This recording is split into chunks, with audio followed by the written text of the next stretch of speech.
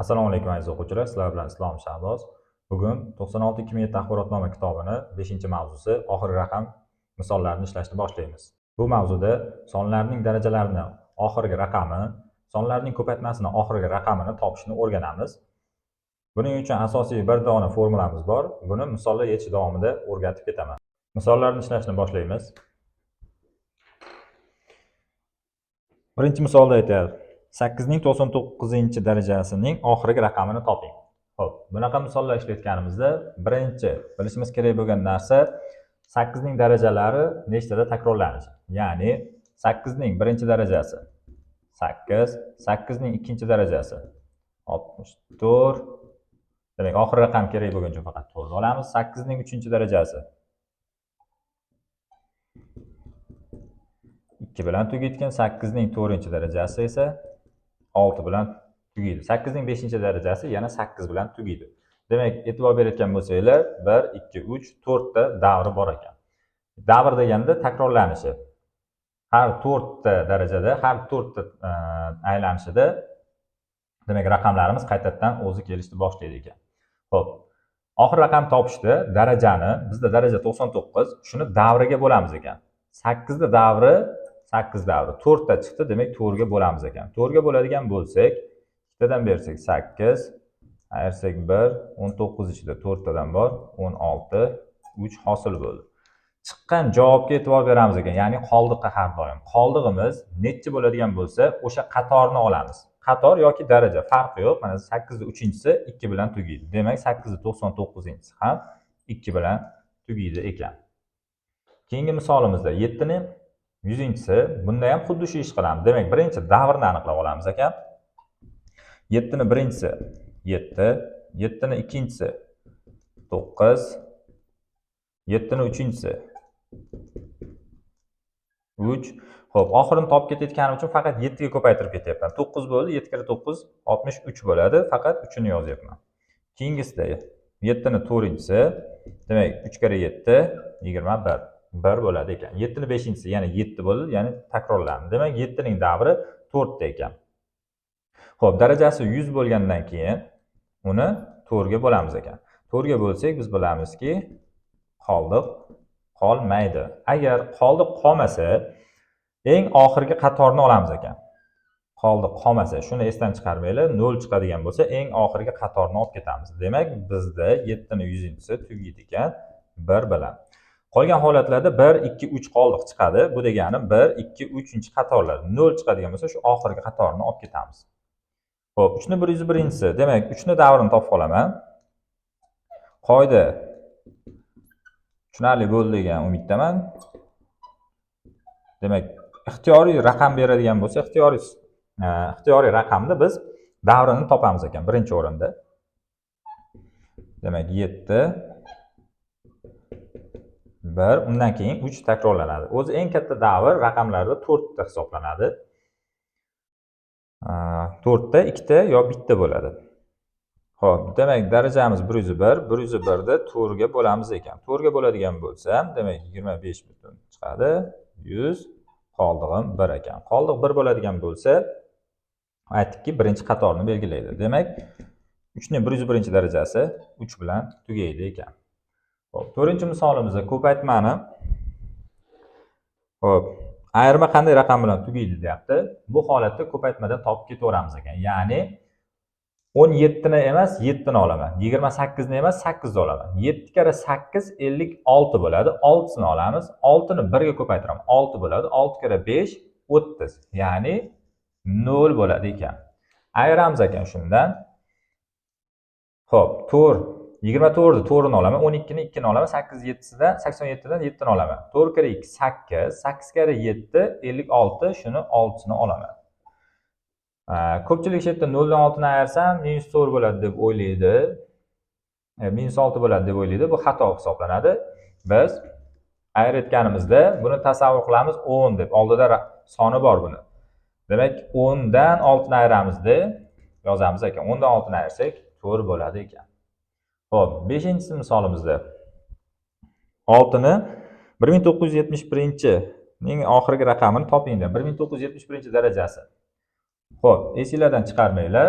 Davri bitta bo'lgan raqamlarimiz bor. Bu 1, 5, 6 hisoblanadi. Xo'p. Demak, 0, 1, 5, 6 to'rtta raqamimizda davri bitta hisoblanadi ekan. Ya'ni nechinchi daraja bo'lishidan qat'iy nazar o'zi kelib chiqadi ekan. Demak, 6 ham har qanday darajasi 6 bilan tugaydi ekan. Demak, davri bitta bo'lgan raqamlarimiz 0, 1, 5, 6 ekan. Xo'p, keyingi misolimizda yuqorida ishlaymiz. Ya'ni oxirgi raqamlarni bir-biriga ko'paytirib topib ketaveramiz. 6 kere 7 42, 2 kere 8 16, 6 kere 9 54. Demak, bu ko'paytma 4 bilan tugaydi ekan. Keyingisida 2 kere 3 6, 6 kere 8 48. Demak, bu ko'paytma esa 8 bilan tugaydi ekan. Xo'p, 4 ga 8 ni qo'shadigan bo'lsak, oxiri 2 bilan tugaydi ekan. Xo'p, 7-misolimizda 2 ni 1971-ning 71-darajasining oxirgi raqamini toping deyapti. Xo'p. Demak, 2 ni davrini topaman birinchi. 2 ni davri birinchi darajasi 2, ikkinchi darajasi 4, uchinchi darajasi 8, to'rtinchi darajasi 6 bo'ladi ekan. Undan keyingisi 2 bilan chiqadi, shuning uchun davri 4 ta hisoblanadi. Demak, 1971 ni bo'lamiz ekan 4 ga. Xo'p, 4 tadan bersam 16, 7 ni tushiramiz. 9 tadan bersam 36, 1 ni tushiradigan bo'lsak, 11 ichida 2 tadan bor 8, demak, qoldi 3. Qoldi 3 chiqsa, demak, 3-qatorni belgilaydi. 2 ni 1971-darajasi 8 bilan tugaydi ekan. 8-misolni ishlashni boshlaymiz. 8-misolda yuqorida ko'rganimizdek misol ekan. Demak, ko'paytmani oxirgi raqamini topib ketaman. 5 kere 5 25, 5 kere 7 35, 5 ni olamiz. 5 kere 3 15. Demak, bu 5 bilan tugaydi ekan. 4 kere 8 32, 2 kere 7 14. Demak, bu 4 bilan tugaydi ekan. Demak, javobim 5 ga 4 qo'shadigan bo'lsak 9 bilan tugaydi ekan. 9-misolimizda 9 20-si, 7 ni 20-si. Demak, 9 20-si oxirgi raqamni topamiz. Buning uchun 9 ni davrini topib olamiz. 9 birinchisi 9, 9 ni ikkinchisi demak 1 bo'ladi. 9 ni uchinchisi yana 9 ga qaytib keladi. Demak, 9 ni davri 2 ta ekan. Demak, 20 ni bo'lamiz 2 ga. 2 ga bo'ladigan bo'lsak, xo'p, 10 tadan beramiz ekan, 20 ayirib yuborsak 0. Qoldi 0 chiqadigan bo'lsa, demak, oxirini olamiz ekan. Bu degani 1 bilan tugaydi ekan. Ayiramiz, 7 ni 20-sini topamiz. 7 ni 20-sini davrini birinchi 7 ni yozib olamiz. Demak, 7 ni birinchisi 7, 7 ni ikkinchisi 9, 7 ni uchinchisi 3, 7 ni to'rtinchisi 1. Demak, endi 20 ni 4 ga bo'lamiz. Chunki 7 ni davri 4 ta ekan. 4 ga bo'ladigan bo'lsak, 5 tadan bersak 20, qoldiq 0. Qoldiq 0 bo'lsa, yana oxirini olamiz. Demak, buning ham oxiri 1 bilan tugaydi ekan. Natija 1 dan 1 ayirsak 0 hosil bo'ladi. Xo'p, 10-misol.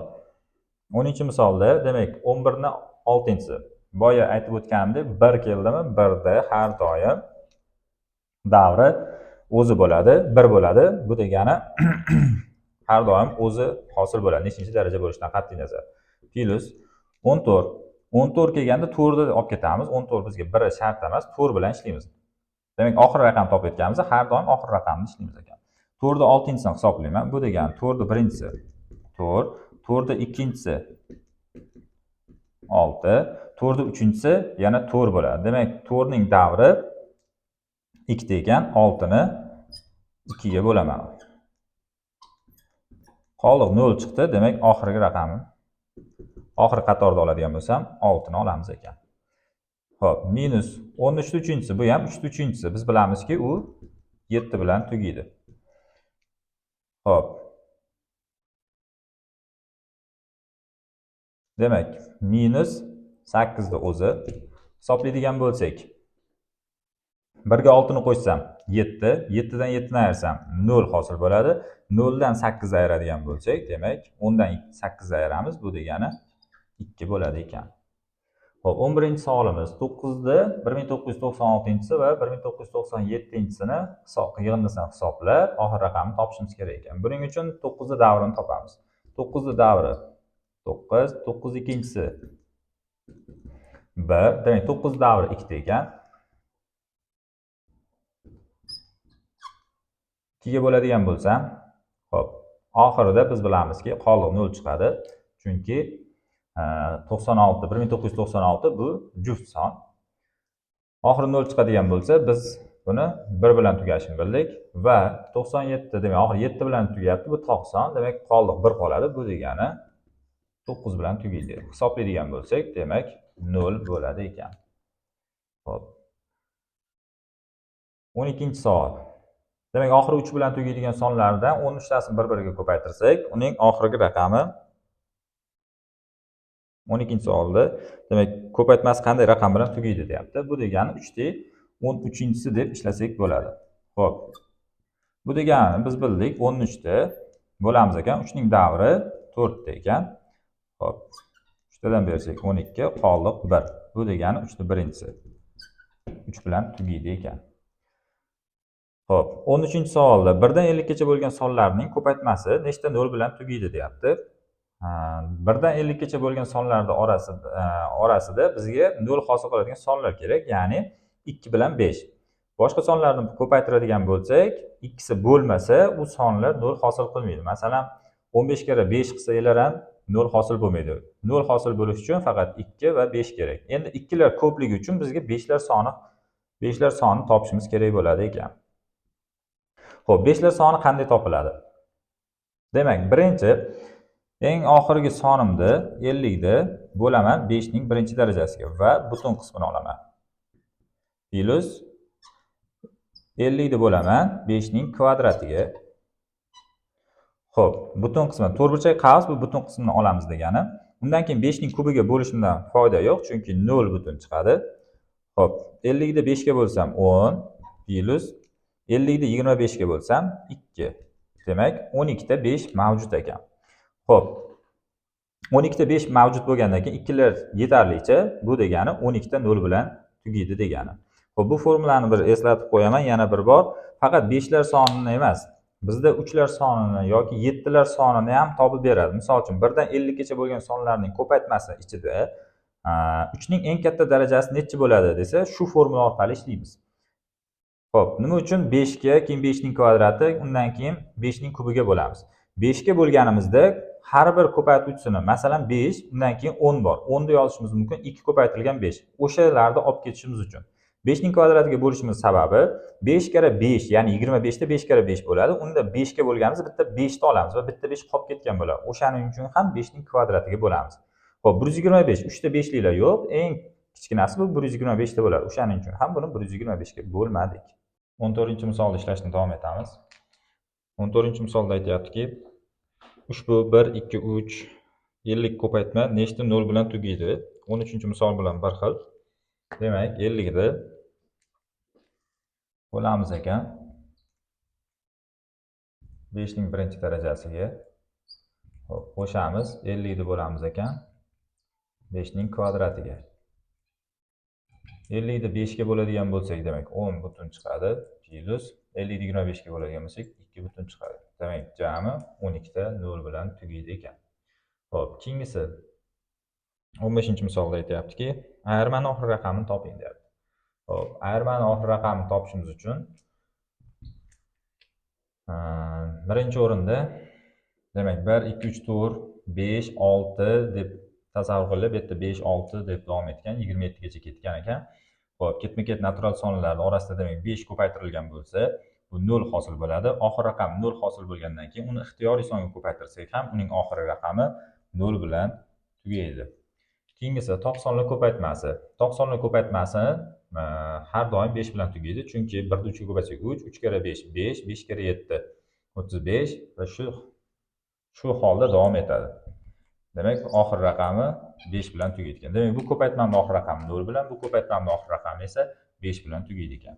0 dan 5 ni ayiramiz. Shu yerda biz bilamizki, 0 ni oldida 1 bor deb. Chunki bu katta son bo'lib ketadi. 27 gacha hamma son ko'payapti, bu yerda esa 90 dan ko'payapti. Demak, bu albatta katta bo'ladi. Demak, 10 dan 5 ta ayiradigan bo'lsak, demak 5 chiqadi.